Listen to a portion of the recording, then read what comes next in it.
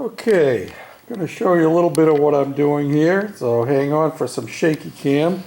As you can see, started off with a 2-inch hole in the side of the frame so that we could put this bushing holder in there, and it started off like this. These came out of, I think, out of a snowblower, and because it stuck out too far this way, you know, it's too deep this way, I added this bicycle sprocket onto it, which originally looked like this, and that gives me enough thickness to pull the the bushing plate back in. So then this goes down in here like that, and I'm going to clamp it in place, and I'll tack weld it inside and out, and yeah, that'll be my outside sprocket. And then once I get my gears set up and figure out exactly how they're going to go, this other one is going to get modified to go on the outside of the inside of the frame like this, so that I'll have support on both sides of my sprocket.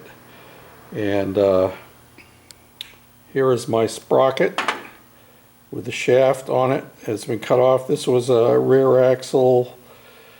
I think this was also out of a snowblower, and it was probably 18 inches long on one side and probably 6 or 8 inches long on the other side. This is going to go in from the outside like this, and then our sprocket that Mike gave us will go on the inside, and then we'll have the other bushing set up. And you notice I've had to drop my radius rod down so that I can get enough clearance to get this in and out once it's welded in place. So I'm going to tack it up, and we'll do a little more fitting, and I'll bring you back. How's that? Sure wish I knew somebody that had a lathe.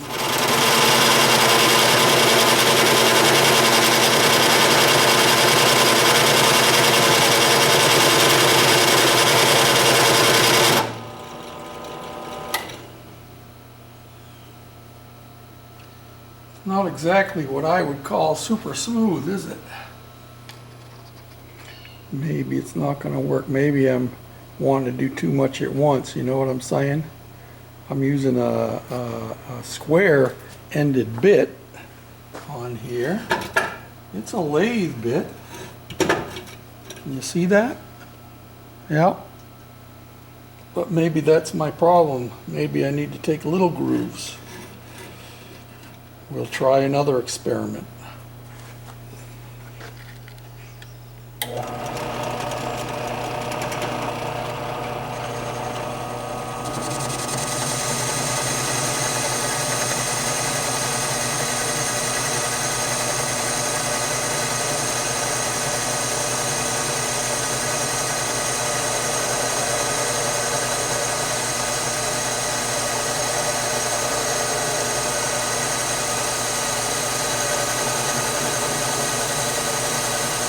Well, it's not quite a Craftsman lathe, but it's doing what it has to do.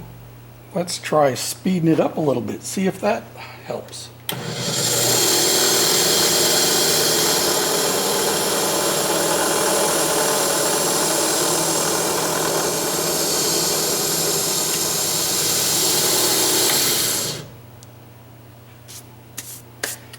I think we're down to about where we want to be. Don't mind my dirty fingers. They're going to get dirty with a chain running on it anyway. Let's try it. What a mess. This is what I started with. This is off of rollerblades. Yep. Or skateboard, I guess. Skateboard, that's what that's off of. And how I chucked it up is I popped the bearings out of it, and it just so happens that a 5/8 3/8 drive socket fits perfectly into the relief where the bearings go. So I was able to chuck it up in the drill press, as you saw. And of course, if you're using a 3/8 bolt in a 3/8 drive socket, the head of a carriage bolt fits right into the square perfectly. Remember that next time you're going to do this. And then you just pop your sockets out like that. See? Sockets. And then you take your bearings, blow the dirt off them first, and you pop them babies right back in there, just like that. And that's going to be a roller for our chain. Hang on and you'll see how it's going to work. And I think we have all of our chain and gears and sprockets and rollers and so forth all mocked into place where they're going to be. I am missing one master link to complete the whole setup, and that's on the other side, on the outside. But I have it mocked in place anyway. And I still have to do some, let me see. On this shaft here, I'm going to have to do, make a slot for a Woodruff key. So I'm going to have to do that very carefully using a Dremel tool. And then once I get that, so this is situated, this is the sprocket that Mike sent me. Then I also have to make a bracket for this bushing to ride in, and it's got to be removable. I can't just weld it to the frame because this sprocket is set up only can, I can't just weld this piece in here solid, because I will need to be able to get in here to work the set screw on the Woodruff key slot, on the sprocket in there, and also it'll make it a whole lot easier if I have to pull the whole shaft out. The outside gear is welded to this shaft, so the only way this is going to come out of there now is I will have to drop my radius rod so it can be pulled out and clear it. You can see here what we did with our skateboard roller after we turned it down. That puts enough tension on this here coming off of this roller so that when the chain comes up over here, and you got to remember, going forward, this chain is going to be going clockwise as we look at it now. And so, is that right? No, that's wrong. It'll be going counterclockwise. So the tension will be on the top, because that'll be the drive side. This is the slack side, and that's why we have to have these extra rollers down here to keep up the slack. So this roller here is actually adjustable. This one here is not. So the chain will be going this direction, up and over. And there's not much problem with the top because of the tension on it, and it will be pulling against the front one. The problem is down in here, and I have one little issue right here where my radius rod comes through, and I'm going to have to make some kind of little roller just to keep that away from that nut, because right now it's basically right up against it. Well, let me go on the outside. Like I said, we don't have Woodruff keys and everything, so everything is not going to be turning. But as you can see, as I turn this, and this would be going forward, my inside chain goes this way. And then if this inside sprocket was hooked up, it would also turn this sprocket here, which in turn would turn this sprocket. And let me bring you around to the other side. as the transmission turns up here and pulls this sprocket in this direction, it would pull the inside chain, and then that one coming back here would pull this one forward as well. And this one going forward, I got too much tension on it right now. With this, I got too much tension on this, I think, maybe. Of course, once you get the power to it, that may not be too much tension. We'll see. I can always take one of those springs off, as far as that goes. I can unhook those springs right now. Woo! Now maybe it'll turn. There we go. So when the inside sprocket turns, it will turn this one here once the Woodruff key is put on it. And we got tension on everything here.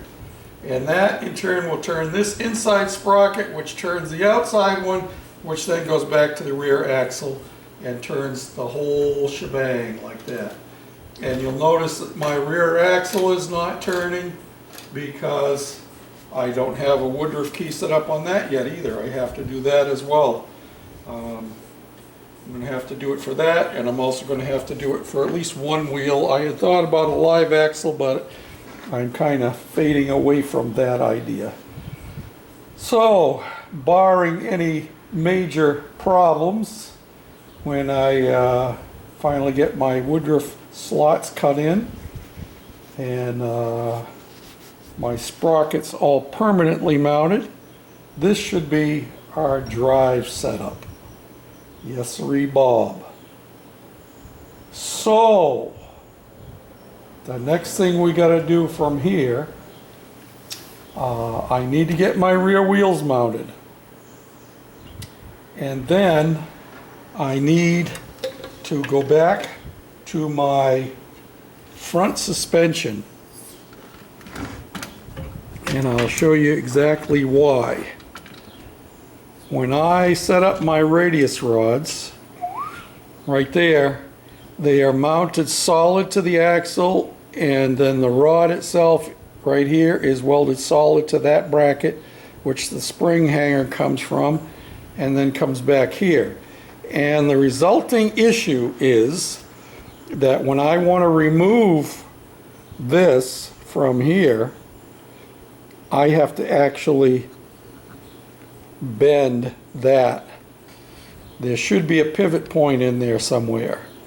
And on an old Ford axle that had split wishbones on them, or even before they were split, there was a pivot point right here, at this point right here, where the wishbone would attach to the axle, and there was actually a boss that went down through with a hole in it, and then a bolt, and the springs mounted to the top of the axle. So it killed two birds with one stone.